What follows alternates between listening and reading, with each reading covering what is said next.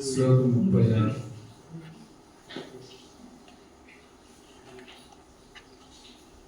అసంయతాత్మనా యోగో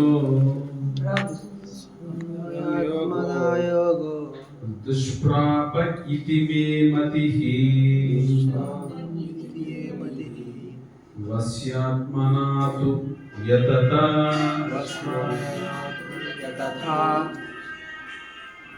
శక్యో అవాప్తుముపాయతః.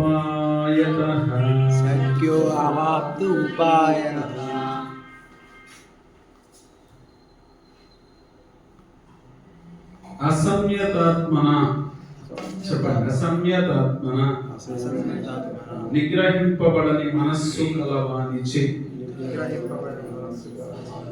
యోగః ఆత్మానుభూతిః దుష్ప్రాపః పొందశక్యము కానిది ఇది అని మే నా యొక్క మతిః అభిప్రాయము. వశ్యాత్మన నిగ్రహింపబడిన మనస్సు కలవానిచే తు కాని యతదా ప్రయత్నించునప్పుడు శక్యః ఆచరణయోగ్యము అవాప్తుమం పొందుటకు ఉపాయతః తగిన మార్గములచే మనస్సు నిగ్రహింపబడని వానికి ఆత్మానుభవము అతి కష్టకార్యము. కానీ మనోనిగ్రహము కలిగి తగిన పద్ధతుల ద్వారా యత్నించువానికి జయము తప్పక సిద్ధించు. ఇది నా అభిప్రాయము. భాష్యము చెప్పినది ఎస్సీ భక్తివేదాంత స్వామి ప్రభుపాదికి. విషయ కర్మల నుండి మనస్సును దూరము చేయుటకు తగిన చికిత్సను పొందని వాడు ఆత్మానుభవమునందు విజయము సాధింపలేడని శ్రీకృష్ణ భగవానుడు ఇచ్చట ప్రకటించుచున్నాడు. భౌతికానందమున మనస్సును నిమగ్నము చేసి యోగాభ్యాసమునకు యత్నించుటయున్నది ఒకవైపు అగ్నియందు నీరు పోయిచునే దానిని ప్రజ్వలింపజేయు యత్నము వంటిది. మనోనిగ్రహము లేనటువంటి యోగాభ్యాసం కేవలము కాలమును వ్యర్థము చేయుటయే కాగలదు. అట్టి యోగ ప్రదర్శనము బాహ్యమునకు ఆకర్షణీయముగా తోచినను ఆత్మానుభవమునకు సంబంధించినంత వరకు మాత్రము అది నిరుపయోగమై ఉన్నది.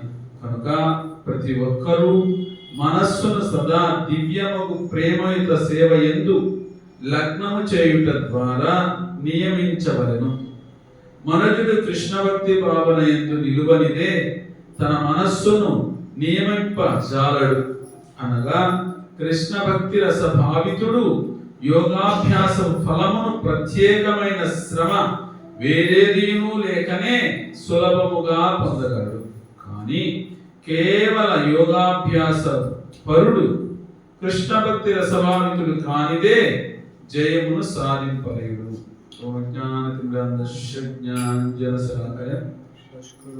చక్షురున్మీలితం యేన తస్మై శ్రీ గురవే నమః. శ్రీ చైతన్యమనోభీష్టం స్థాపితం యేన భూతలే స్వయం రూప కదా మహ్యం దదాతి స్వపదాంతికం. నమావం విష్ణుపదాయ కృష్ణ ప్రేష్టాయ భూతలే శ్రీమతే జయపతాంక స్వామి నితి నామినే. నమావం విష్ణుపాదాయ కృష్ణ ప్రేష్టాయ భూతలే శ్రీమతే భక్తి వేదాంత స్వామి నితి నామినే. నమస్తే సారస్వతి దేవే గౌరవాణి ప్రచారిణే నిర్విశేష శూన్యవాది పాశ్చాత్య దేశకారిణే. జయ శ్రీ కృష్ణ చైతన్య ప్రభు నిత్యానంద శ్రీ అద్వైత గదాధర శ్రీవాసాది గౌర భక్త వృంద. హరే కృష్ణ కృష్ణ కృష్ణ హరే హరే హరే రామ రామ రామ హరే హరే. ఈరోజు ఒక ప్రత్యేకమైన కార్యక్రమం నామకరణ మహామహోత్సవం జరుపుకోవడానికి స్వాగతం. భగవద్గీతలో భగవంతుడు 6వ అధ్యాయం ధ్యాన యోగం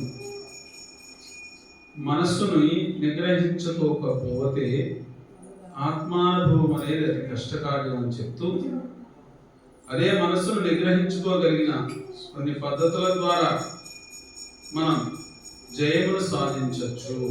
ఇది నా అభిప్రాయాన్ని కృష్ణుడు స్వయంగా అర్జునుడికి తెలియజేసిన ఈ శ్లోకంలో.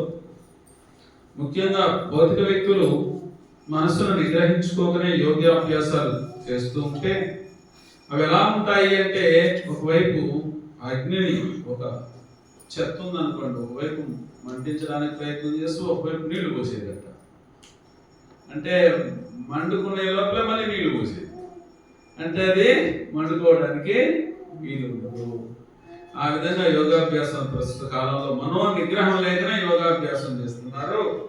అది ఎప్పటికీ సక్సెస్ కాదు, జయము పొందదు.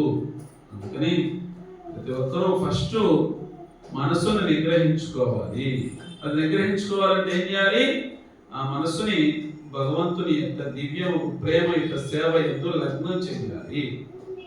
ఆ విధంగా ఎవరైతే లగ్నం చేస్తారో ధ్యానం ద్వారా, యోగాభ్యాసం ద్వారా వచ్చే ఫలితాన్ని నీవు భక్తి ద్వారానే, భగవంతుని చేసే భక్తి సేవ ద్వారానే ఉండొచ్చు అని ఈ శ్లోకం మనం తెలియజేస్తూ, మామూలుగా మనం వర్ణాశ్రమ ధర్మం, దీన్నే సనాతన ధర్మం అంటారు.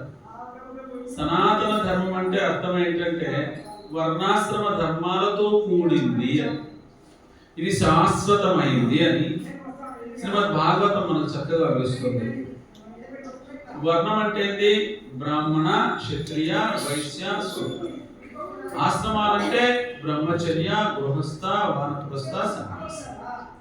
ఇవన్నీ కలిసిందే సనాతన ధర్మం. భాగవతం చక్కగా వివరించు. సనాతన ధర్మం బ్రాకెట్లో వర్ణాశ్రమ ధర్మం అంటే వర్ణాశ్రమాలతో కూడిందే సనాతన ధర్మం. మనం ఈ వర్ణాశ్రమ ధర్మాన్ని ఆచరించి సులభంగా భగవంతుని యొక్క ధామాన్ని చేరుకోవచ్చు. ఆ వర్ణాశ్రమ ధర్మంలో మొదట బ్రహ్మచర్యం. మొదట ఏం చేయాలి? బ్రహ్మచర్యాన్ని తీసుకోవాలి. బ్రహ్మచర్యం ఎలా తీసుకోవాలి?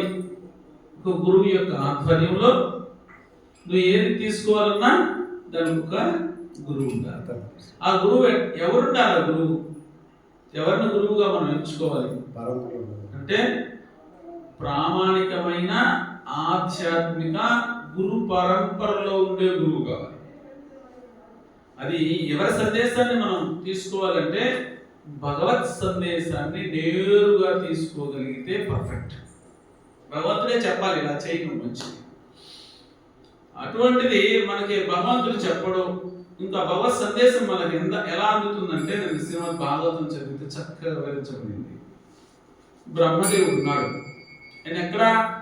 విష్ణువు యొక్క నాభి కమలంలో జన్మ తీసుకున్నాడు. తీసుకున్న తర్వాత ఆ తామర పుష్పంలో జన్మించాడు. ఆ తామర పుష్పం యొక్క తూడు కాడను పట్టుకొని కిందగా దిగొచ్చి క్షీరసాగరంలో ఒక తాబేలు ఉంటే చూశాడు. తాబేలు అడిగాడు, ఎవరు నువ్వు అన్నాడు. నేను మీ నాన్నే అని. మా నాన్న ఆ విష్ణువు ఆయన బొట్టులో తామర పూల కదా నేను పుట్టింది, నీవేమో నాకు అర్థం కాలేదు, నాన్న అంటున్నావు నువ్వు కూడా అంటే కూర్మావతారంలో మీ విష్ణువు యొక్క అవతారమే కాబట్టి నేను కూడా మీకు నాన్న అవుతాను, నాకు అర్థం కాలేదు అంటాడు. వెంటనే తప అని ఒక శబ్దం అంటుంది.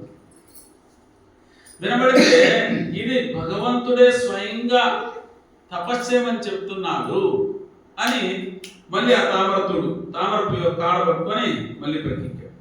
ఆ తామర పువ్వు యొక్క కాడలోనే 14 లోకాలు ఉన్నాయి. పాతాళ లోకం ఆయన బొడ్డుతో ఎండైపోతుంది. ఆ తామర పువ్వు యొక్క కాడ మధ్య భాగంలో ఈ భూలోకం ఉంటుంది. పైకుండే 6 లోకాలు, భువర్లోక, సువర్లోక, మహర్లోక, జనులోక, తపోలోక, సత్యలోక, బ్రహ్మలోక అని సత్యలోకం. అక్కడ వరకు స్వర్గలోకాలు. భూమి మధ్యలోకం, దాని నుండి కింద నుండి అతల ఇతర సుతల తలాతల రసాతల మహాతల పాతాళ లోకం భగవంతుని బొడ్డు కాడికి పూర్తయింది.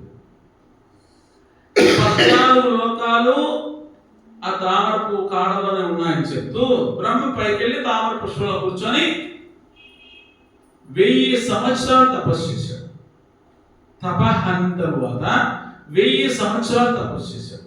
ఏం 1000 సంవత్సరాలు అయ్యా అంటే దేవతా సంవత్సరాలు. ఒక దేవతా సంవత్సరం అంటే ఎంత అంటే 6 ఇంటూ 30 ఇంటూ 12 ఇంటూ 1000. ఇన్ని గుణించేస్తే ఎంత వస్తుందో అది ఒక దేవతా సంవత్సరం. అటువంటి 1000 సంవత్సరాలు తపస్సు చేశాడు. అంటే ఏం చెప్తుందంటే శాస్త్రం, ఎవరైనా సరే బ్రహ్మదేవుడు చూడండి, భగవంతుని యొక్క వాక్కు ముఖం కూడా కనబడలా, ఆయన ముఖారంధాన్ని కూడా చూడలేదు. తపహ అనే శబ్దం వచ్చింది అంతే. ఆ తపహ అనే శబ్దాన్ని తీసుకొని ఆయన తప చేయడం మొదలుపెట్టేశాడు. అది భగవత్ సందేశం.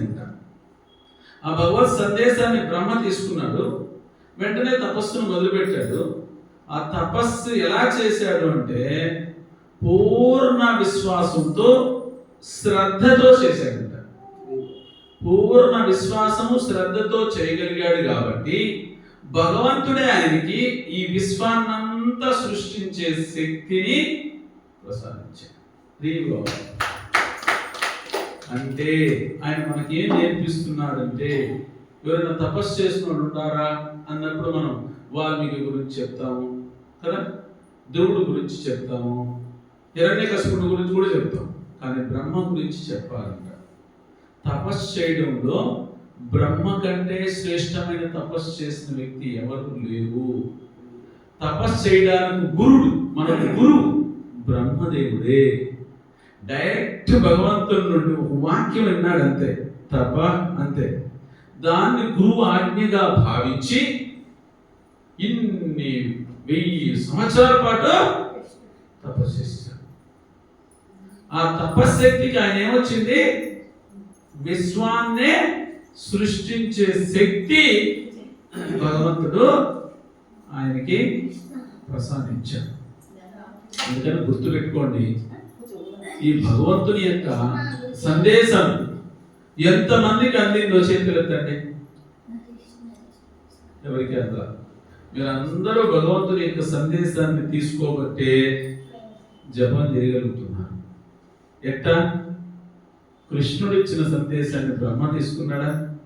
బ్రహ్మ ఇచ్చిన సందేశాన్ని నారదుడు తీసుకున్నాడా? తరువాత 32వ గురువుగా ప్రభుపాద, 22వ గురువుగా చైతన్య మహాప్రభు తీసుకున్నాడా?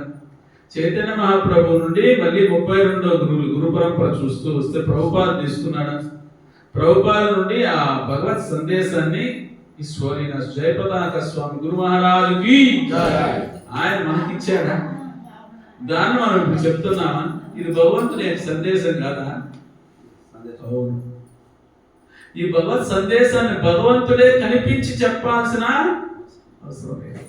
ప్రామాణికమైన ఆధ్యాత్మిక గురువుల నుండి మనం తీసుకోగలిగితే చాలు.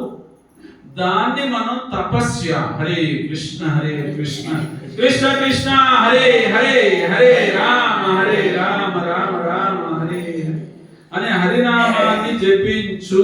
కృతే ధ్యాయతో విష్ణు శ్లోకై బాబరే పరిచయం కలుగుతుంది. హరికీర్తనం కృతయుగంలో ధ్యానం చేయి, అది యుగధర్మం.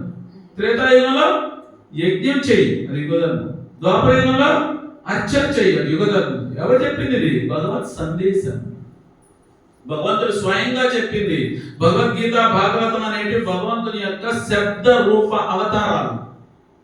ఆయన శబ్దంతో ఇచ్చాడు, బ్రహ్మ పాటించాడు.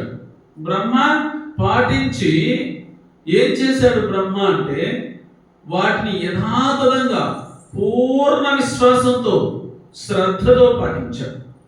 అందువల్ల విశ్వాన్నే సృష్టించే శక్తి భగవంతుడు ఇచ్చాడా లేదా? నువ్వెందుకు పాటించడం లేదు? నీకు పూర్ణ విశ్వాసం లేదు, అమితమైన శ్రద్ధ లేదు. అందువల్ల మనం ఎల్లకాలం భక్తులుగా కనబడతానే ఉంటాం. మనం బ్రహ్మ పొందినంత ఫలితాన్ని పొందలేకపోతున్నాం. అందుకని ఈ లోకంలో ఈ భౌతిక శరీరాన్ని వదిలి మనం వెళ్ళాలంటే ఏం చేయాలి? తప్పకుండా ఒక 5 విషయాలు గుర్తుపెట్టుకోవాలి. అజ్ఞానాన్ని వీడాలి. తరువాత మనలో ఉండే అజ్ఞానం, భౌతిక భావనని వదిలేయాలి. ఈ భౌతిక లోకం పట్ల ఆసక్తిని వదిలేయాలి. ఏం చెప్పాను ఇప్పుడు? ఫస్ట్ ఏంటి? అజ్ఞానాన్ని వదిలేయాలి. రెండోది భౌతిక భావన వదిలేయాలి. మూడోది ఈ భౌతిక భావన పట్ల ఉండే ఆసక్తిని వదిలేయాలి. వదిలేసి ఈ లోకంలో ఉండే ఈ లోకం నాది అనే తదాత్మ్యం చెందుతాం కదా. ఈ భౌతిక లోకంలో ఉన్నాం, ఈ శరీరం నాది, ఆ తదాత్మ్యాన్ని కూడా వదిలేయాలి. ఇవన్నీ వదిలేస్తేనే ఈ లోకాన్ని వదిలి వైకుంఠ లోకానికి వెళ్దాం. లేకపోతే ఇక్కడే ఉంటామని భాగవతంలో చక్కగా వివరించింది. అందుకని మనలో ఉండే అజ్ఞానాన్ని వదిలేసిన తర్వాత, అజ్ఞానం ఏది? ఈ శరీరం ఏది అనుకుంటుంటాం. భౌతిక భావం ఏది? ఈ భౌతిక విషయాలన్నీ ఆనందంగా ఉండాలని భావిస్తూ ఉంటాం. అదే సమయంలో ఆసక్తి అన్నిటి పట్ల, భౌతిక విషయాలన్నిటి పట్ల ఆసక్తి ఉంటుంది. అదే సమయంలో మనం ఈ జీవితంలో పొందలేని ఇంద్రియ నిగ్రహాన్ని ఇక్కడ చెప్పారు భాగవతం. ఇంద్రియ నిగ్రహాన్ని కలిగి ఉండాలి. ఈ 5 విషయాల్ని మనం పాటించగలిగితే తదాత్మ్యం చెందకూడదు భౌతిక విషయాలతో. నేను ఈ శరీరాన్ని కాదు, ఆత్మను గుర్తించగలిగి ఈ లోకంలో మనం ఉండాలా ఉండకూడదు అనేది గుర్తు పెట్టుకోవాలి ఎప్పుడు. ఇది దుఃఖాలైన శాశ్వత, ఇది మన లోకం కాదు, మనం ఉండడానికి వీల్లేనిది. దీంతో ఎప్పుడు తామర పువ్వులో నీటి బిందువు ఎలా ఉంటుందో, తామర పత్రంలో నీటి బిందువులు ఎలా ఉంటాయో తగిలి తగలనట్టే ఉండాలి. ఇక్కడ చైతన్య మహాప్రభు చెప్తాడు ఒకసారి, ఒక కొబ్బరికాయ పచ్చిగా ఉండేటప్పుడు నీళ్ళకాయని కొబ్బరి నీళ్ళు తాగుతారు. అప్పుడు ఎట్లుంటుంది? ఆ టెంక ఆ మీగడ కలిసిపోయి గట్టిగా పట్టుకోండి, తీస్తే టెంకతో కూడా కలిసి వచ్చేస్తుంది. అదేవిధంగా కొంచెం ముదిరిన కొడితే కొబ్బరి వేరు, ఆ కొబ్బరి కొండ చెప్ప వేరుగా ఉంటుంది. బాగా కురుడై ఎండిపోయిన తర్వాత ఊగిస్తూ పోతా ఉంటుంది. అంటే భక్తి బాగా తీసుకున్న సన్యాసుల స్థాయి ఎలా ఉంటుందంటే, కొబ్బరికాయలోనే కొబ్బరి ఉంటుంది కానీ కొబ్బరికి సంబంధం ఉండదు. ఊంచితే ఊత కలగలా ఉంటుంది. అట్లా మీ భౌతిక లోకంలోనే ఉండాలి, గృహస్థుడిగానే ఉండాలి, గృహంలోనే ఉండాలి. కానీ ఆ గృహానికి మనకి అటాచ్మెంట్ అనేది గట్టిగా పట్టుకొని ఉండకూడదు. ఎవరిది ఇల్లు? భగవంతుడిది. ఎవరిది ఇల్లు? భగవంతుడిది అనే భావన ఉండాలి మొట్టమొదట. అప్పుడు ఆ గృహస్థ, భార్య, పిల్లల సంబంధం కృష్ణుడిది అనే భావన నీకు వస్తే అక్కడ మొదలవుతుంది భక్తి. లేదంటే ఇల్లు నాది, అక్కడ మొదలవుతుంది. ఈ భార్య నా భార్య, ఈ కుమారుడు, పిల్లలు నా పిల్లలు. ఎందుకు? మోహం. ఏ మోహం ఎట్టొస్తుంది? అది కొన్ని కోరికలతో కూడి ఆసక్తితో కూడి ఉంటే మోహం వచ్చేస్తుందంట. ఆ మోహం ఏం చేస్తుంది? నిజస్థితిని కప్పేస్తుంది. కప్పేసి అప్పుడు నువ్వు ఎలా ఉండు, ఎలా ఉండు, భలే ఉంటుందని భౌతికమైన స్థితిలో మనం నిమగ్నం చేసేస్తుంది. అందుకని మనం ఏం చేయాలి? ఆ కృష్ణుని యొక్క చరణాల విందాలని ఆశ్రయించాలి. జ్ఞానం రావాలంటే ఎట్టొస్తుంది? భగవద్గీత, భాగవతాన్ని చదివితేనే వస్తుంది. అది ఎవరి నుండి ఉండాలి? గురు పరంపరలోని గురువుల నుండే తీసుకోవాలి, లేకపోతే రాదు. అది ఫస్ట్ అజ్ఞానాన్ని వదలాలి అంటే. ఒక దీపం వెలిగించామనుకో, చీకటి అలా వెళ్ళిపోతుందో అలాగా అజ్ఞాన తిమిరాంతస్య జ్ఞానాంజన శలాకయ చక్షుర మిళితం యేన తస్మై శ్రీ గురవే నమః. ఆ గురువు ద్వారా మన జ్ఞానాన్ని ఎప్పుడు పొందుతాం? మనలో ఉండే అజ్ఞానం చిన్నగా బయట. అందుకు కృష్ణుడు ఏం చెప్తున్నాడు ఇక్కడ అంటే, మన మనస్సుకి 2 గుణాలు ఉంటాయి. ఒకటి ప్రేమించాలి అనే గుణం, రెండోది సేవ చేయాలి అనే గుణం. అది మనం ఎవరిని ప్రేమించాలి? ఎవరిని ప్రేమించాలి? నన్ను ఎవరు ప్రేమిస్తున్నారని చూస్తుంటాం. మనం ఎవరిని ప్రేమించాలో ఎదుర్కొంటాం. నాకెవరు సేవ చేస్తారని చూస్తాం, నేను ఎవరికి సేవ చేయాలో చూస్తాం. మనం బాసులు కాదు, దాసులే. అందుకని ఆ భగవంతుడైన దేవాది దేవుడిని ప్రేమించాలి. ఆ భగవంతుడైన దేవాది దేవుడికి భక్తియుక్త సేవ చేయగలగాలి. ఈ 2 చేస్తే మనం పర్ఫెక్ట్ అయిపోతాం. అందుకని మనకి శ్రీమద్ భాగవతం 7వ స్కందంలో గృహస్థ ధర్మాల గురించి చాలా చక్కగా వివరించబడింది. ఎలా అంటే, ఈ మానవ జన్మ తీసుకున్నాం, నువ్వు ఉండగలిగితే 1 to 25 ఇయర్స్ బ్రహ్మచర్యాన్ని పాటించిన తరువాత 26వ సంవత్సరం నుండి 50వ సంవత్సరం వరకు గృహస్థ ధర్మాన్ని తీసుకోవచ్చు. తీసుకోకనే బైపాస్ చేయొచ్చు. ఎట్టా? బ్రహ్మచర్యాన్ని కొనసాగుతూ వానప్రస్థాశ్రమ తీసుకోవచ్చు. వానప్రస్థాశ్రమ తీసుకొని 51 నుండి 75 వరకు వానప్రస్థాశ్రమం వనాలకు వెళ్ళి గురువుని ఎత్తుకొని భక్తి మార్గాన్ని అనుసరించారు. అది అయిన తర్వాత వెంటనే 76 నుండి 100 వరకు సన్యాసం తీసుకునేది. సన్యాసి అంటే ఈ లోకానికి నాకు ఏ సంబంధం లేదు, భగవంతుడికే నాకు సంబంధం, ఆయన ఎక్కడున్నాడు అక్కడికి నేను వెళ్ళిపోవాలి అని భగవంతుడితో పూర్తి సంబంధాన్ని కలిగి ఉండడం సన్యాసి యొక్క గుణం. ఆ విధంగా ఉండేటప్పుడు మనం బ్రహ్మచర్యాన్ని పాటించాం, గృహస్థలోకి ప్రవేశించాం. గృహస్థ జీవితంలో ప్రవేశించిన తర్వాత ఎలా ఉండాలి అంటే, వివాహ సందర్భంలోనే 16 రకాల సంస్కారాలు. ఇప్పుడు నామకరణ అనేది ఒక సంస్కారం మనం చేయబోతున్నాం. అది గర్భధారణ సంస్కారంతో మొదలవుతాయి. ఇవన్నీ లాస్ట్లో ఏదే దహన క్రియతో ఎండ్ అయిపోతుంది, పూర్తి. ఇక్కడ ఈ గృహస్థ ధర్మాన్ని తీసుకున్న తరువాత ఎందుకు ఈ గృహస్థ ధర్మం పెట్టారు? బ్రహ్మచర్యంలో 1 నుండి 25 వరకు స్త్రీతో ఎటువంటి సంబంధం లేదు, స్త్రీకి సంబంధం లేదు, పురుషుడికి స్త్రీకి సంబంధాలు లేకుండా ఉంటుంది బ్రహ్మచర్యం వ్రతం. అదే వానప్రస్థాశ్రమ తీసుకోండి, అక్కడ స్త్రీ పురుషులకు ఎటువంటి సంబంధం ఉండదు. అది 25 సంవత్సరాలు, ఇది 20 సంవత్సరాలు. సన్యాసాశ్రమం తీసుకోండి, అక్కడ కూడా స్త్రీ పురుషులకి సంబంధం ఉండదు, అది కూడా 25 సంవత్సరాలు. అంటే ఈ వానప్రస్థాశ్రమ, సన్యాసాశ్రమ, బ్రహ్మచర్యంలో స్త్రీ పురుషులకు సంబంధం లేకుండా ఉండాలని శాస్త్రాలు మనకు తెలియజేస్తున్నాయి. 75 సంవత్సరాలు స్త్రీ పురుషులకు సంబంధం ఉండదు. కానీ గృహస్థ ధర్మంలో స్త్రీ పురుషులకు సంబంధం ఉంటుంది. దేనికోసం అంటే, ఎవరైనా పురుషులు స్వయంగా బ్రహ్మచర్యం పాటించి నేరుగా సన్యాసం తీసుకోవచ్చు, స్త్రీలకి అవకాశం లేదు. స్త్రీలు తప్పకుండా గృహస్థ ధర్మాన్ని తీసుకోవాల్సిందే.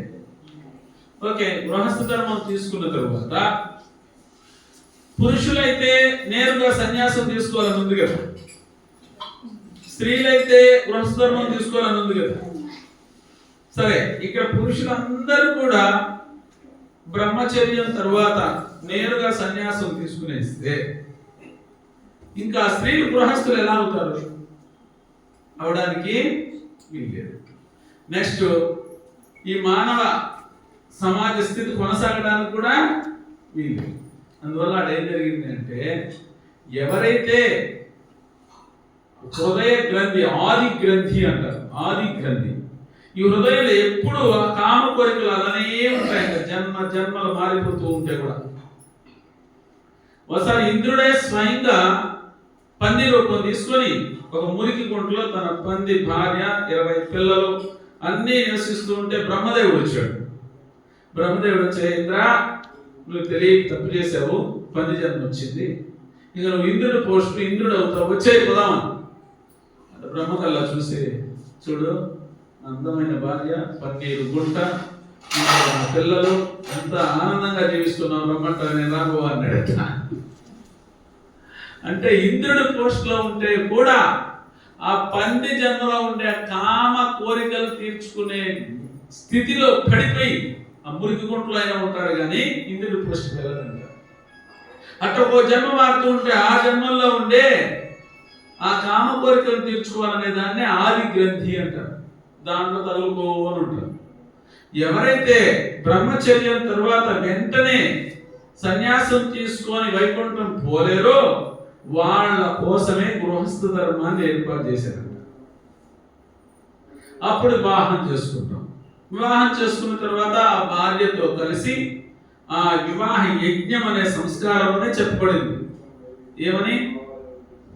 నీవు నాకు నారాయణుడి సేవలో ఉపయోగపడతావు అని భర్త చెప్తే, భార్య నుండి ఆ మంత్రోచ్చారణ ఏం చెప్తారంటే, ధర్మాన్ని రక్షించడానికి ఈ భార్య నీకు తోడుంటుంది, అందువల్ల ఈ పేరే ధర్మపత్ని. ఆమె ధర్మపత్నిని ఎందుకంటారంటే భర్త యొక్క ధర్మాన్ని రక్షించడానికి ఆమె భార్యగా ఉంటుందంట. నా ధర్మాన్ని రక్షించడానికి నువ్వు నా భార్యగా ఉంటావు కాబట్టి, నువ్వు ధర్మపత్ని అయినావు కాబట్టి నేను నీకు రక్షకుడుగా ఉంటాను అని భర్త మాటిస్తాడంట. హరి బాబా. అందుకని చిన్నప్పుడు పెళ్లి కానప్పుడు తండ్రి స్త్రీకి రక్షణ ఉంటే, పెళ్ళైన తర్వాత భర్త రక్షణలో భార్య ఉంటే, పిల్లలు పుట్టిన తర్వాత కుమారుడి యొక్క రక్షణలో తల్లి ఉండాలి. అంటే స్త్రీకి ఎప్పుడు రక్షణ అవసరమే. ఎమ్మెల్యేకి ఒక గన్మ్యాన్ ఇస్తారు గవర్నమెంట్. నా బుద్ధులు ఏంటే, ఎవరైనా చంపేస్తే గవర్నమెంట్ పట్టించుకో, నీ ఇష్టం అని చెప్పేస్తారు. ఆ విధంగా స్త్రీకి భగవంతుడే ఒక రక్షణ ఇచ్చాడు. ఆ రక్షణని తీసుకోవాల్సిన బాధ్యత స్త్రీదే. నాకు వద్దు అని నీ ఇష్ట ప్రకారం తిరిగితే వచ్చే నష్టాన్ని నువ్వే అనుభవించాలి. దానికి పురుషులు కానీ భగవంతుడు కానీ బాధ్యత తీసుకోడు. అందుకని గృహస్థ ధర్మంలో మొట్టమొదట ఆ భార్య భర్తకి ఇవ్వాల్సింది ఏంటి అంటే ధర్మ రక్షణలో సహకరించాలి. అదే సమయంలో భర్త ఏం చేయాలి? భార్యను రక్షించడానికి పూర్తి సహకారం అందించాలి.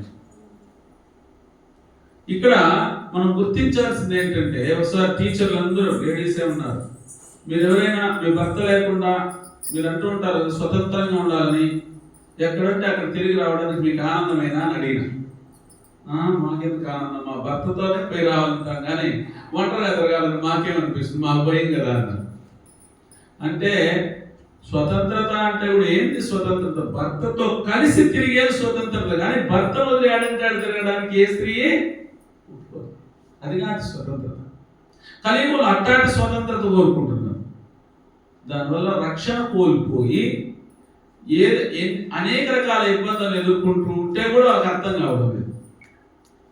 అందువల్ల గృహస్థ ధర్మంలో మొట్టమొదట మనం చేయాల్సింది ఏంటంటే పెద్దలని గౌరవించాలి. ఒక్కరోజు వయసులో ఒక్కరోజు పెద్దగా ఉంటే కూడా మనం గౌరవించాల్సిందే. ఒక గంట పెద్దగా ఉన్నా కూడా గౌరవించాల్సిందే. ఎక్కడైతే పెద్దలను గౌరవించరు వాళ్ళ దగ్గర నేనుండను అని లక్ష్మీదేవి చెప్తోంది. నీకు డబ్బు కావాలంటే పెద్దలను గౌరవించాల్సిందే. ఎవరు ఆ పెద్దలు? ఎంతమంది పెద్దలు ఉంటారు? వయసులో పెద్దోళ్ళు ఉంటారు, వాళ్ళని గౌరవించాలి. రెండో వాళ్ళు జ్ఞానంలో పెద్దోళ్ళు ఉంటారు. మనకంటే తక్కువ వయసు ఉండే వాళ్ళు కూడా ఒక ఆచార్యులు పీఠం తీసుకొని ఇక్కడ ఉపన్యాసం ఇవ్వచ్చు. దాన్ని మనం గౌరవించాలి, ఆ జ్ఞానాన్ని గౌరవించాలి. తర్వాత పదవిలో పెద్దవాళ్ళు ఉంటారు. కలెక్టర్గా ఉంటాడు ఒక ఆయన, స్కూల్కి వస్తాడు. పిల్లలందరూ టీచర్లు కూడా గౌరవించారు. టీచర్ ఆయనకంటే వయసులో పెద్ద ఆయనగా కూడా ఉంటాడు. కానీ పదవిని చూసి గౌరవించాలా లేదా? గౌరవించిన వెంటనే ఆయన ఏం చేస్తాడు? ఒక ఆశీర్వాదం ఇస్తాడు. పిల్లలారా బాగా చదవండి, నాలాగా కలెక్టర్ అవ్వండి అంటాడు. ఎవరిని గౌరవిస్తే వాళ్ళ దగ్గర ఉండేది మనకి ఇస్తాడు. ఇప్పుడు నన్ను గౌరవించారు, అదిరిపోండి, అది తీస్తాం కదా. అంటే మన దగ్గర ఏది ఉంటే జ్ఞానం ఉంది కాబట్టి ఆ జ్ఞానం నీకు కలిగి గొప్ప వ్యక్తిగా, పదవి ఉంది కాబట్టి ఆ పదవి నీకు రావాలి. వయసు ఉంది కాబట్టి వయసులో పెద్దోళ్ళు ఉంటారు, ఆశీర్వాదం ఏమిస్తారు? నా వయసు కూడా నువ్వు పోసుకొని నువ్వేమో జీవించిన ఆయన అంటాడు. అంటే ఇవన్నీ ఆశీర్వాదాలే కదా. ఎప్పుడు ఆశీర్వాదం తీసుకోమో అప్పుడు ఈ లోకం మీద జీవించడానికి అర్హత మనకు ఉండదు. అందుకో ఈ గృహస్థ ధర్మంలో మొట్టమొదటి చేయాల్సిన పని ఏంటంటే సాధు సంఘలో ఉండి కృష్ణుడిని మధ్యలో పెట్టుకుంటే ఆ ఇల్లు లక్షణంగా ఎన్ని కొట్లాట్లు వచ్చినా మళ్ళీ కలిసే ఉంటుంది. కృష్ణుడు మధ్యలో లేడు అంటే కలిపురుషుడు వచ్చి మధ్యలో కూర్చుంటాడు. మీ ఇంట్లో కలతలు పెట్టేసి మిమ్మల్ని 4 దోవలు చేసి నల్ల బొగ్గులు చేసేస్తారు, శ్మశానంలో నల్ల బొగ్గులు అయిపోతారు, మళ్ళీ ఎత్తుపై గంగలో కలిపేస్తారు. అందుకని గృహస్థ ధర్మం మెయిన్ ఏంటంటే ఆ ఇంటికి ఒక యజమాని. ఎవరు యజమాని? దేవాది దేవుడైన శ్రీకృష్ణ భగవానుడే అని మనం గుర్తించాలి. బహూనాం జన్మనామంతే జ్ఞానవామా ప్రపంచతే వాసుదేవః సర్వమితి సమహాత్మా సుదుర్లభః. అనేక జన్మలు ఎత్తిన తర్వాత బహూనాం జన్మనామంతే జ్ఞానవామా ప్రపంచతే, అప్పుడు నీకు జ్ఞానం వస్తుందంట. వాసుదేవః సర్వమితి, అన్నిటికీ కేంద్రం వాసుదేవుడు. సమహాత్మా సుదుర్లభః. అందుకని మనం ఏం చేయాలి? కృష్ణుడే అన్నింటికి మూలం, ఆయనలో ఆయన మధ్యలో ఉంచుకొని మనంతా ఆయన చుట్టూ ఉండాలి అని ఇంట్లో భగవంతుని ఏర్పాటు చేసుకొని ఆయన సేవలో మనం నిమగ్నం కావాలి. మొట్టమొదటి సత్సంబంధం ఏంది? ఒక భార్య ఉంది, ఒక భర్త ఉన్నాడు. ఆ భార్య మొట్టమొదటి చేయాల్సిన పని ఏంది? తెల్లవారితో నిద్ర లేచిన వెంటనే భర్త పాదాలకు నమస్కరించాలి. ఎవరు నేర్పించారు ఇది? బాగా డబ్బు ఆర్థిక శాఖ మంత్రి ఎవరు? లక్ష్మీదేవి చెప్తోంది. విష్ణువు దగ్గర ఆయన పడుకొని ఉంటే పాదసేవ చాలు నాకని చేస్తుంది. ఆ భర్త విష్ణువు ఆనందించి, ఏ లక్ష్మి, ఈ ఆర్థిక శాఖ పోస్ట్ నువ్వు తీసుకొని ఇచ్చేయడంట. ఎవరైతే భర్తకు సేవ చేస్తారో వాళ్ళందరూ కూడా ఆర్థిక శాఖ తీసుకోవడానికి అర్హత ఉంది. ఆ ఇంట్లో ఉండే ధనాన్ని అంతా మెయింటైన్ చేయొచ్చు. చేయని వాళ్ళు చేత ఇచ్చామంటే వాళ్ళు ఆ ఇంటిని నాశనం చేస్తారు. ఫస్ట్ డబ్బు వాళ్ళు చదివాలంటే వాళ్ళు ఏం చేసి ఉండాలా? భర్త పాదాలకి సేవ చేసి ఉండాలి. అట్టటి వాళ్ళ చేతనే మనం డబ్బు ఇవ్వాలి. లేదనుకో చదివుడు భద్రంగా మనమే మెయింటైన్ చేసుకోవాలి. ఎవరు చెప్పారు ఇది? లక్ష్మీదేవి చెప్పింది, మనం చెప్పడం. అందుకని లక్ష్మీదేవి ఒకసారి ద్వారకా నగరంలో స్వయంగా లక్ష్మీదేవి రుక్మిణి రూపంలో వచ్చింది కాబట్టి కృష్ణుని భార్యగా ఉండే రుక్మిణి లక్ష్మిని అడుగుతోంది, లక్ష్మి నువ్వు చంచలం కదా, ఒక చోట ఉండవు, కానీ నువ్వు నిన్ను మా దగ్గర ఉంచుకోవాలంటే మేము ఏం చేయాలని అడుగుతుంది. ఫస్ట్ మాట ఏం చెప్తుంది తెలుసా? ఎవరైతే పెద్దల్ని గౌరవిస్తారో వాళ్ళ ఇంట్లో, వాళ్ళ జోబీలో, వాళ్ళ హ్యాండ్ బ్యాగ్ లో ఉంటాను. గరీబ్ పెద్దల్ని గౌరవించలేదా అయిపోయింది. చూడు, నేను పెద్ద రౌడీ అని కాలంలో రాస్తా తిరుగుతాడు, ధనం ఉంటుంది చేత అడుక్కుంటా ఉంటారు డబ్బుకి. సాయంత్రం అయితే తాగేదని ఫస్ట్ ధనం అయిపోతుంది. అందుకని మన ఇంట్లో అందరూ ఆనందంగా గృహస్థగా ఒక భార్య పోస్టును మనం తీసుకున్న తర్వాత మనం చేయాల్సిన మొట్టమొదటి పని పెద్దల్ని గౌరవించాలి. ఆ ఇంట్లో పెద్దెవరు? శ్రీకృష్ణ భగవానుడు. ఫస్ట్ ఆయన గౌరవించాలి. రాధారాన్ని గౌరవిస్తే కృష్ణ భక్తులు, రాధాకృష్ణుని ఫస్ట్ గౌరవించాలి. మళ్ళీ ఇంట్లో ఉండే పెద్దలకి ఏదైనా సరే తెల్లవారు ఒకసారి నమస్కారం చేసేసి సాయంత్రం ఒకసారి నమస్కారం చేసేస్తే ఆ మధ్యలో జరిగిన తప్పులన్నీ మర్చిపోతారు. సరే, ఆ గృహస్థ భార్య అయింది, భర్తకు పాదసేవ చేస్తుంది, చక్కగా గౌరవిస్తుంది, చెప్పిన మాట వింటోంది, ఎక్కడ బయలుదేరాలన్నా భర్తతో పాటే వెళ్తోంది. ఇక్కడ రహస్యం ఉంది, ఒకటి గుర్తుపెట్టుకోండి. ఎవరైనా సరే భర్త లేనప్పుడు చక్కటి చీర, నగలు, పూలు ఇవి ధరించనే కూడదండి. భర్త ఇంట్లో లేరు, బయట వెళ్ళారు అంటే వేరే రాష్ట్రమో చాలా దూరంగా వెళ్ళినప్పుడు ఆ స్త్రీ ఎలా ఉండాలి అంటే అలంకరణ చేసుకోకూడదు, ఉత్సవాల్లో పాల్గొనకూడదు, బంధువుల ఇంటికి వెళ్ళకూడదు. ఈ 3 కంపల్సరీ పాటించాలి. నవ్వడానికి కూడా వీలు లేదు. పక్క రొయ్యలలో కూర్చొని నవ్వకూడదు. ఎందుకు చెప్పారు తెలుసా? ఎందుకు చెప్పారు? ఈ 4 కూడా మీ యొక్క పాతివ్రత్య ధర్మాన్ని నాశనం చేస్తాయి, అందుకు చెప్పబడ్డాయి. చూసేదానికి సింపుల్ గానే ఉంటాయి, ఏందబ్బా ఇంట్లో ఇంత నియమాలు ఉన్నాయనుకో వచ్చాము. ఆ ఇంటి నియమం కాదు ఇది, భాగవత ధర్మం. భాగవత ఇలా గుర్తు చేస్తుంది. అదే సమయంలో ఈరోజు శివుని పార్వతి యొక్క వివాహ కళ్యాణ మహోత్సవం. మన చర్చలో చదువుకున్నాం. భాగవతం ఎత్తుకొని 4వ అధ్యాయం మొదటి స్కందంలో మొదటి భాగంలో చదువుతూ శివుడు పార్వతి యొక్క సంవాదం చదివాం. పార్వతి అప్పుడు పార్వతి కాదు, సతీదేవి, దక్షుడు కుమార్తె.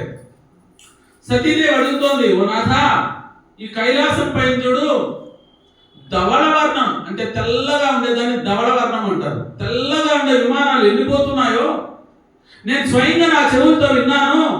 దక్షుడు బృహస్పతి సభ అని ఒక మహాయజ్ఞం చేస్తున్నాడంట. ఆ యజ్ఞానికి అందరూ బయలుదేరి వెళ్తున్నారు. ఎలా వెళ్తున్నారు చూడు, దేవతలందరూ కూడా చక్కటి వస్త్రధారణ, మంచి ఆభరణాలు ధరించి భర్తతో కూడి విమానాలు ఎక్కి ఆనందంగా వెళ్తున్నారు. అది చూస్తూ ఉంటే మా పుట్టింటిలో తండ్రి గారింట్లో జరుగుతున్న యజ్ఞం కదా, నువ్వు అనుమతిస్తే నీతో కలిసి నేను కూడా వెళ్దామని కోరుకుంటున్నాను. అక్కడ ఏం జరిగిందో తెలుసా? ఆ శివుడికి దక్షుడికి వైరం అని కూడా తెలుసట ఆ భార్యకి. అయినా ఎంతో అణకువతో అడుగుతుందట, నువ్వు అనుమతిస్తే. ఇప్పుడు భార్యలైతే మా నాన్న యజ్ఞం చేస్తున్న వెళ్ళి వస్తా, మా నాన్నకి నీకు పడదు కదా, నువ్వు నిలిచిపో. వీళ్ళు ఆడరు. అట్లా ఆడలు అయిపోదని చెప్తాను సతీదేవి. చక్కగా అనుకోగా మాట్లాడాలి అని చెప్తోంది. అంత అనుకోగా అడిగితే మళ్ళీ చెప్తోంది, ఒకవేళ మనం పిలవలేదని వద్దని చెప్తావేమో, మనం పిలవలేదని అనుకుంటున్నావేమో. ఎప్పుడైనా సరే ఏ స్త్రీ అయినా తండ్రి ఇంటికి పిలవకనే వెళ్ళొచ్చు. మా తండ్రి నన్ను పిలవలేదు కదా, భార్య ఏం చెప్తోంది, పిలవకనే తండ్రి ఇంటికి పోవచ్చు అని చెప్తాంది. రెండోది, గురువు ఇంటికి పిలవకనే వెళ్ళొచ్చు. మూడోది, మిత్రుల ఇంటికి పిలవకనే వెళ్ళొచ్చు. నాలుగోది, తల్లిగా అయిపోయింది. స్నేహితుల ఇంటికి, గురువు ఇంటికి, తండ్రి గారింటికి మనం చెప్తాం. ముగ్గురు ఇళ్ళకి పిలవకనే వెళ్ళొచ్చు. ఇక్కడ ఏమైంది, మా తండ్రి యజ్ఞం చేస్తున్నాడు, తండ్రి ఇంటికి నేను పిలవకనే వెళ్ళొచ్చు కదా అనే ధర్మాన్ని అయితే చూపించింది. మళ్ళీ అన్నీ చూపించిన తర్వాత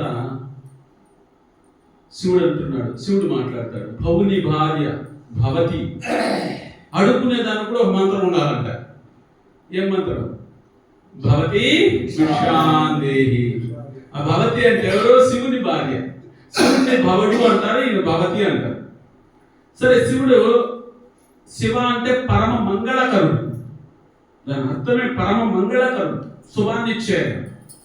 ఆయన దక్షుడు ఒకసారి యజ్ఞంలో ప్రవేశిస్తే, పెద్ద యజ్ఞం జరుగుతుంటే ప్రజాపతులతో శివుడు కూర్చొని రామనామాన్ని ధ్యానం చేసుకుంటూ ఆత్మదర్శిగా ఉన్నాడు అన్నమాట. బయట కనబడాలి, కళ్ళు మూసుకోండి. ఆయన లోపల ప్రవేశిస్తూ లేచి నిలబడినారు. శివుడు మాత్రం లేచి నిలబడ్డాడు. అల్లుడుగా ఉండి లేచి నిలబడలేదు కదా. అప్పటి నుండి వైరం వచ్చింది. కఠోరమైన హృదయాన్ని కలత చెందించే మాటలు మాట్లాడారంట. అవన్నీ పార్వతి నేను వెళ్ళొస్తాను మా తండ్రి ఇంటికి అని చెప్తూ ఉంటే హృదయాన్ని పిండేసే మాటలన్నీ గుర్తొచ్చాయంటే శివుడికి.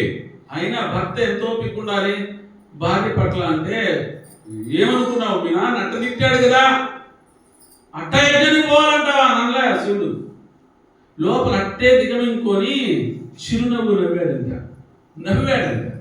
నవ్వి, మీ నాన్న యజ్ఞం చేస్తున్నాడు, వెళ్ళాలంటున్నావు, బాగానే ఉంది, కానీ ఆ తండ్రి ఎటువంటి తండ్రి? ఈ దేహం నాది కాదు, ఆత్మ అనే ఆత్మదర్శి అయిన తండ్రి ఇంటికి వెళ్ళాలి. కానీ నీకు దేహం ఇచ్చాడు కదా మీ తండ్రి, నువ్వు కానీ వెళ్తే నీ దేహాన్ని కూడా తీసుకోగలడు అని చెప్పాడు. ముందే గుర్తించి చెప్పాడు.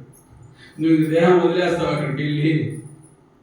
ఎట్టుంటుందంటే నేరుగా ఆ రమణ ప్రభుకి నాకు యుద్ధం అనుకో, బాణాలు వేసుకున్నాం అనుకో, మళ్ళీ రాత్రిలో గుచ్చుకున్న బాణాలన్నీ తీసి ఏదో మందు పెట్టుకునేదానికి ఆయన కొట్టేశాడు బాణంతో, ఆయన కొట్టేశాడు బాణంతో అని ఆలోచించమంట. అసలు శత్రువులు ఒకరికొకరు బాణాలు వేసుకుని మామూలు అనుకుంటామంట. అదే బంధువులుగా మాట్లాడితే బంధువుల మాటలు ఈ బాణాల కంటే ఘోరమైన నొప్పిని కలిగిస్తాయంట హృదయంలో. అవి రాత్రి బౌళ్ళు నిద్రపోనివంట. నిద్రపోనివు కాక చివరికి ఆత్మహత్య చేసుకున్నట్టు చేసేస్తాడు, వాళ్ళు చనిపోతాడండి. కాబట్టి బంధువుల మాటల్ని అంత తీవ్రంగా తీసుకోవద్దు అని ఈరోజు మీకు సందేశం ఇస్తున్నాను.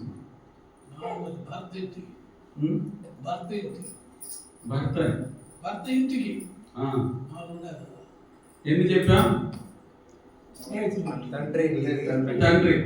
తండ్రి ఇంటికి పిల్లవారిని వెళ్ళొచ్చు, గురువు గారింటికి పిల్లవారిని వెళ్ళొచ్చు, స్నేహితులింటికి పిల్లవారిని వెళ్ళొచ్చు, భర్త ఇంటికి కూడా పిల్లవారిని రావచ్చు.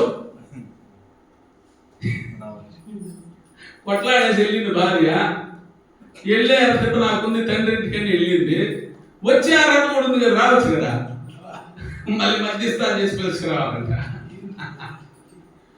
అది మా భక్తులకు వారు చెప్తాను నేను నాన్న వచ్చారు ప్రభు, ఓకే అని చెప్పి ఆ భర్త అన్నాడట, ఎందుకు వచ్చావా? భర్త ఇంటికి వచ్చే అర్హత నాకుంది, వద్దు అన్నా ఒక విషయం కోసం చెప్పి నేను పోను మా అమ్మగారికి ఆమెకి. ఎంత తీవ్రమైన స్థితిని కలిగి ఉంటుంది. అట్లుండాలి ఇది మనకి. అటువంటి సందర్భాల్లో శివుడు ఇలా చెప్తూ ఉంటే సతీదేవి చెప్తాడు, ఈ విధంగా జరుగుతోంది, బంధువుల మాటలు చాలా తీవ్రంగా ఉంటాయి, నువ్వు తట్టుకోలేవు సతీదేవి అని చెప్పాడు. నీది చాలా, మీ నాన్న ఎక్కడాయనంటే నువ్వంటే చాలా ఇష్టం మీ నాన్నకి, అందరు కుమార్తెలు చిన్న కుమార్తె, నువ్వంటే చాలా ఇష్టం మీ నాన్నకి దశుడికి, కానీ నన్ను పెళ్లి చేసుకున్నావు కదా, నేను భర్త కదా, నన్ను చూసి మీ నాయనకి నువ్వంటే ఇష్టం లేదు. ఎందుకు? శ్మశానంలో ఉంటాడు, విషపాత్ర పెట్టుకో ఉంటాడు, జట జుట్టం వేసుకొని పాము తగిలించుకొని ఆయన ఎందుకు పెళ్లి చేసుకుంటామని ఎప్పుడే చెప్పాడు దర్శకుడు. ఆయన పరమ వైష్ణవుడు, విష్ణు భక్తుడు కాబట్టి చేసుకుంటానని పార్వతి సతీదేవి స్వయంగా చేసుకునేది. కాబట్టి మీ నాన్నకి నేనంటే ఇష్టం లేదు కాబట్టి నిన్ను అవమానపరుస్తారు, అవమానాన్ని నువ్వు తట్టుకోలేవు అని చెప్పి ఇండైరెక్ట్ గా చెప్పి లాస్ట్ లో వెళ్ళొద్దు, ఏ తండ్రి అయితే నీ దేహాన్ని ఇచ్చాడు ఆ తండ్రి నీ దేహాన్ని తీసుకునేయగలడు అని చెప్పేసి ముగిస్తాడు. ఆయన ఆమె ఏం చేసింది? వెళ్ళింది. వెళ్ళిన తర్వాత ఏమైంది? తన దేహాన్ని యోగాగ్నిలో కాల్చుకునేసింది. అవునా కదా? అంటే ఎక్కడికైనా బయలుదేరేటప్పుడు ప్రతి భార్య భర్త యొక్క మాట వినాలి. శివుడు లాంటి భర్త ఉండాలి, తాగుబోతు భర్త కాదు. అట్టటి వాళ్ళు మనం ఏం చేయగలం? వాళ్ళ మాట వినాలంటే వినాల్సిన అవసరం లేదు. భక్తితో మనం చేసే వర్ణాశ్రమ ధర్మంలో ఉండే వ్యక్తులు తప్పకుండా ఆ ధర్మాన్ని మనం పాటించాలని ఆ సతీదేవి శివుడి యొక్క సంవాదం చెప్పుకుంటే ఇంకా ఎన్నో విషయాలు వచ్చాయి మన నిత్య జీవితంలో పాటించేస్తాం. వివాహం అయింది, కొత్తగా వివాహం అయింది. స్వయంభూ మను ఉన్నాడు, ఈ ప్రపంచానికి చక్రవర్తి. ఆయన కూతురు ఎవరో తెలుసా? దేవహుతి. దేవహుతిని తీసుకొచ్చి ఎక్కడిచ్చారు? కర్దమునికి ఇచ్చి వివాహం చేశారు. కర్దమునికి ఇచ్చి వివాహం చేసిన సందర్భం చూడండి, ఎప్పుడైనా గుర్తుపెట్టుకోండి. స్వయంగా విష్ణువే కర్దమునికి స్వయంభూ యొక్క కుమార్తెని రేపులో ఎల్లుండే నీకు తెచ్చి వివాహం చేస్తారు, చేసుకో అని చెప్పాడు. మధ్యవర్తి పవర్ఫుల్గా ఉండాలి, ఏదో డబ్బు తీసుకునే మధ్యవర్తులు ఉన్నారు, వాళ్ళ మాట నమ్మకూడదు. అటువైపు నారదుడే చెప్పాడంట, 10,000 సంవత్సరాలు తపస్సు చేశాడు కర్దముని, స్వయంగా విష్ణువే వచ్చి దర్శనం ఇచ్చాడు. విష్ణువే స్వయంగా ఏం కావాలో కోరుకో అంటే నేను కోరాడు తెలుసా? నవ్వుతాడు అందరూ, నాకు మంచి భార్య తీసుకోని అన్నాడు. 10,000 సంవత్సరాలు తపస్సు చేసి నువ్వు ఎన్ని సంవత్సరాలు తపస్సు చేయను చెప్పి భార్యని అడుగుతున్నావు. నేరుగా నిన్నే అడుగుతాను. 10,000 సంవత్సరాలు తపస్సు చేసిన తర్వాత అడిగాడంట ఒక మంచి భార్యని అని. ఆయనకి ఆనందం అయిపోయి కళ్ళలో ఆనంద బాష్పాలు వచ్చి ఇంత చిన్న కోరిక 2,000 సంవత్సరాలు తపస్సు చేసావా అని ఆనంద బాష్పాలు వచ్చి మనమైతే కట్చేపు దడలో కోనేరు ఏర్పడిందంట మన శివాలయంలో ఉండో కోనేరు లాగా. దాన్ని బిందు సరోవర్ అంటారు. భగవంతుడి నుండి వచ్చిన బిందువులతో ఏర్పడిన సరోవర్. ఆయనకి ఆనందం అయిపోయి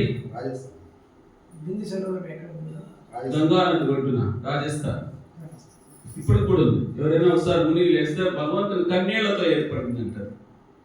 అప్పుడు కర్దం మనం చూసి ఆనందం అయిపోయి ఆయనక వెంటనే ఈ ప్రపంచానికి చక్రవర్తి ఉన్నాడు స్వయంభూముడు. ఆయనకు ఒక కుమార్తె ఉంది, దేవత కంటే అందంగా ఉంటుంది అని చెప్పాలి ఆయన. ఆయనకు ఒక కుమార్తె ఉంది.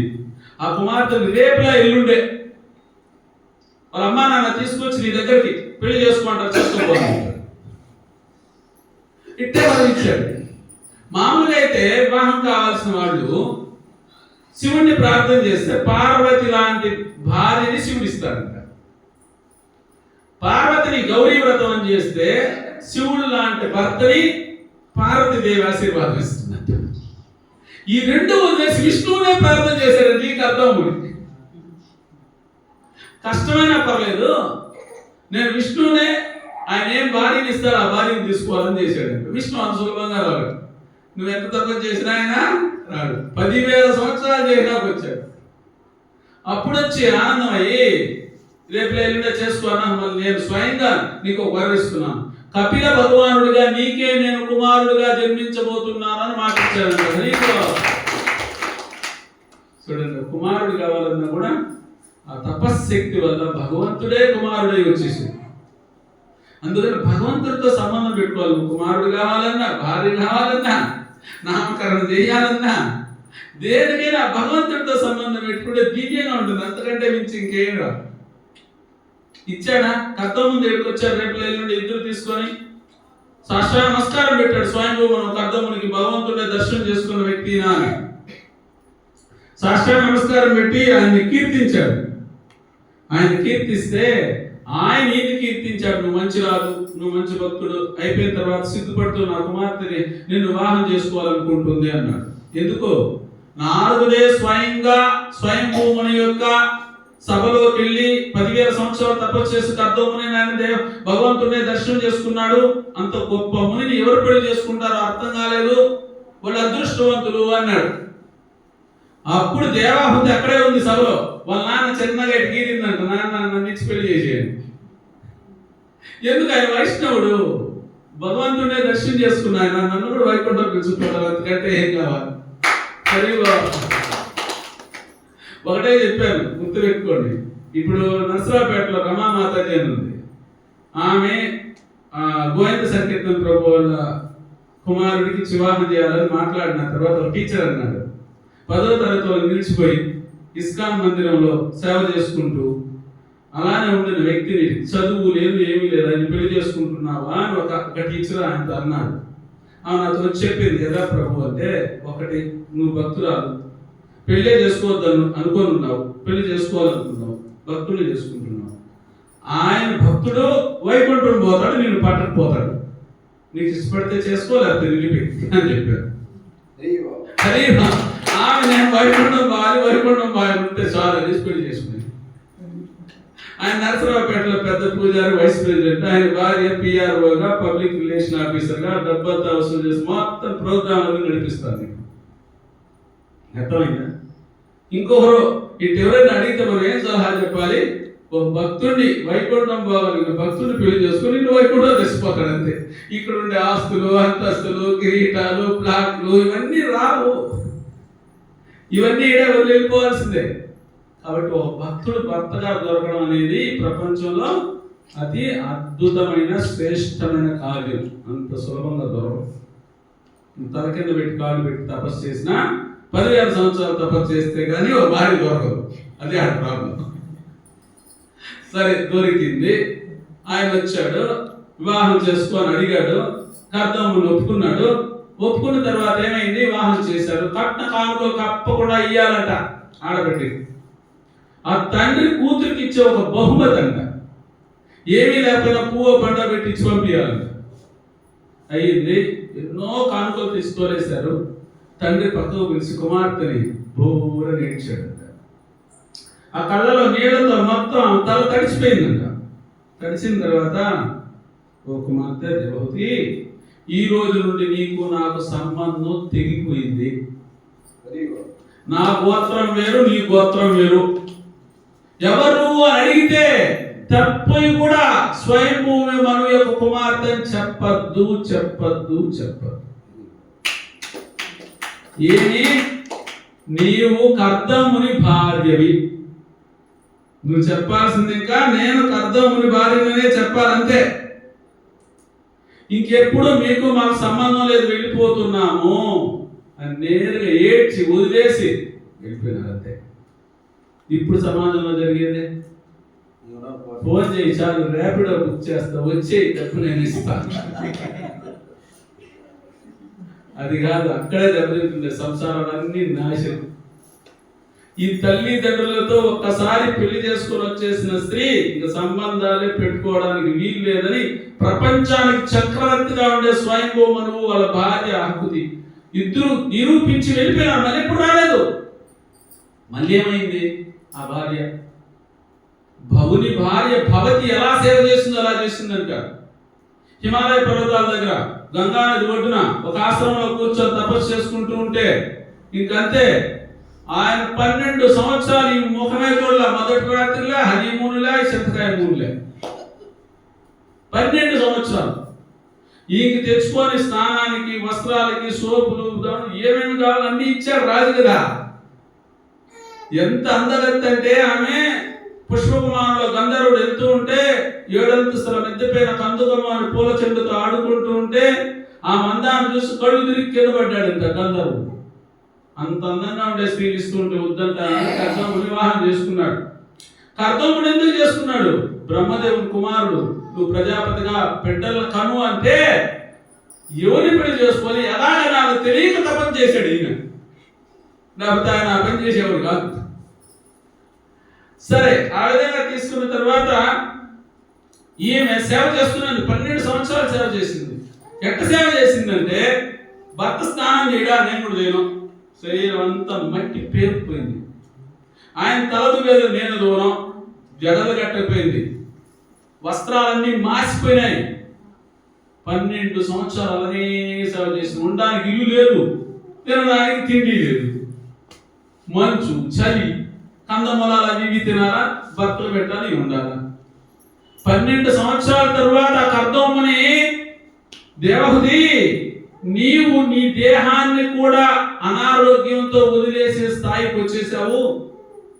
ఎవరైనా వాళ్ళ దేహం అంటే వాళ్ళ ప్రాణం, అటువంటి దేహాన్ని కూడా చంపుకోవడానికి కూడా రెడీ అయిపోయినావు. కాబట్టి నిన్ను నేను ప్రేమిస్తున్నాను, నిన్ను భార్యగా అంగీకరిస్తున్నాను అని చెప్పాడంట. ఒక భార్యని భర్త అంగీకరించాలంటే 12 సంవత్సరాలు పడుతుంది. ఆ 12 ఏళ్ళు ఆమె వినయంగా సేవ చేసింది. నాయన అమ్మ అని పరిగెత్తుకుంటూ వెళ్ళలా, అక్కడే ఉన్నింది.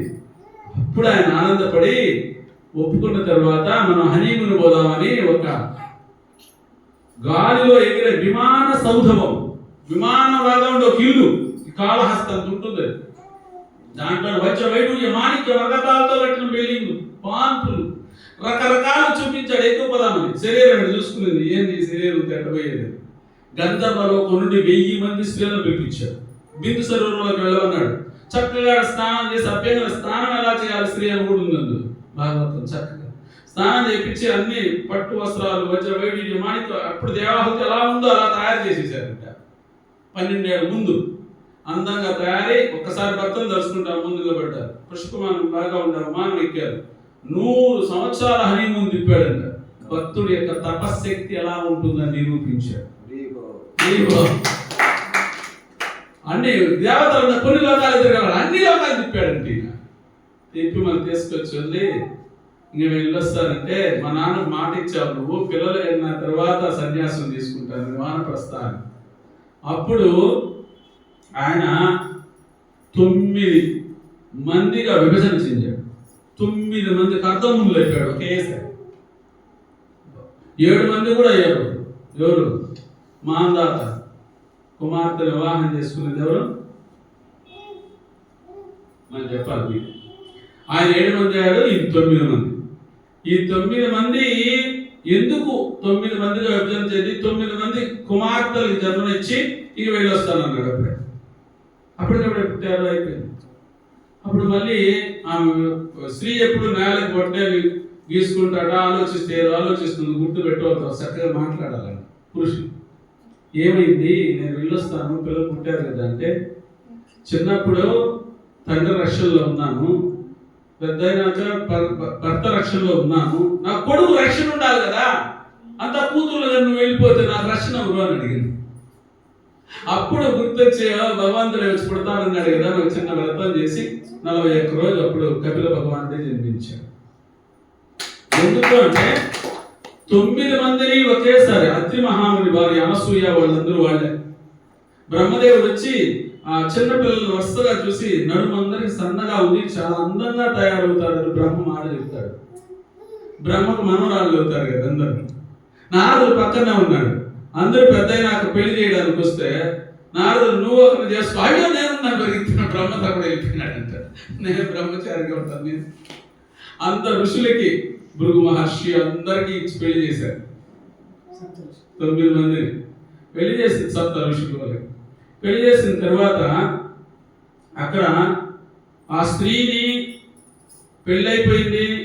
ఇక కర్దముని ఏం చేయాలి, కుమారుని జన్మించాడు. కుమారుడు జన్మించిన తర్వాత అందరిని బయట లోపలి ప్రణామం చేసి, స్వామి విష్ణువే కపిల భగవానుడికి వచ్చావు, నాకు తెలుసు, మీ అమ్మకు నువ్వు బోధించుకోనని నేను వెళ్ళొస్తా. సన్యాసం తీసుకుని వెళ్ళిపోయాడు, తపస్సు చేసి వైకుంఠం వెళ్ళిపోయాడు. ఈ కర్దమునికి కపిల భగవానుడు తపస్సు చేసి ఆయన చెప్పి బోధించి కపిల భగవాన్ని దేవాహుతి కపిల భగవాన్ ఉపదేశాలు వస్తాయి. అప్పుడు బోధించి ఆయన భక్తి చేసి ఆమె బిందు సరోవరంలో అందులో వచ్చి ద్రవ రూపంలో అక్కడే లోపలికి వెళ్ళిపోయింది. ఎందుకు ఇవన్నీ చెప్పాము అంటే, గృహస్థ జీవనం అనేది కర్దమునికి అయితే కర్దం కొడతారండి, ఇల్లు ఆమెతో వదిలిపోతుంది. ఆయన చక్కగా గృహస్థుడు ఎలా ఉండాలో చెప్పబడింది. అడిగింది అనేది భాగవతం చదవండి, ప్రతి వాక్యం ఉంటుంది, మనకు టైం లేదు కదా. అందువల్ల అక్కడ స్వయంగా కర్దముని ఆ దేవాహుతిని అంత తిప్పి తీసుకొచ్చిన ఒక్క ముఖ్యమైన పాయింట్, 9 మందిని ఎందుకు విభజించాడంటే, స్త్రీకి పురుషుడి కంటే 9 రెట్లు అధికమైన కామ కోరికలు ఉంటాయి. కాబట్టి ఆ 9 రెట్లు కామ కోరికలు తీర్చడానికి 9 అవతారాలు ఎత్తాడు. అందువల్ల స్త్రీకి కామం ఎక్కువ. అందుకనే పుష్పవతి అవ్వంగానే బంధువులంతా పిలిచి మన పెద్దలు పెళ్లి చేసేస్తా ఉన్నారు. ఇప్పుడుండే వాళ్ళకి బుద్ధి లేదు కాబట్టి, భాగవత జ్ఞానం లేదు కాబట్టి, ఇప్పుడుండే జనాలకి నా కూతురు చదవాలి, ఉద్యోగం చేయాలి, సద్యోగం చేయాలని ఎక్కడంటే అక్కడ పంపించి వాళ్ళ పాతివ్రత ధర్మాన్ని నాశనం చేసి, ఆ పాతివ్రత ధర్మం చెడిపోయిన వెంటనే వచ్చే పాప ఎవరికి తెలుసా? తల్లి తండ్రులకే.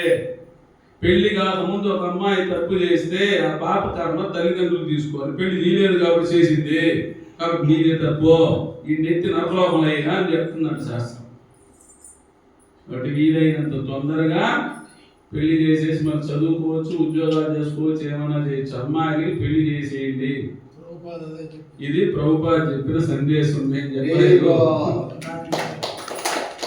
హరే కృష్ణ హరే కృష్ణ కృష్ణ కృష్ణ హరే హరే రామ రామ రామ హరే. గంధరాజ్ భాగవతం की जय, भगवद गीता यथातथम की जय, श्रील प्रभुपाद की जय, गौर प्रेमानंद हरे बोल। हरे कृष्णा।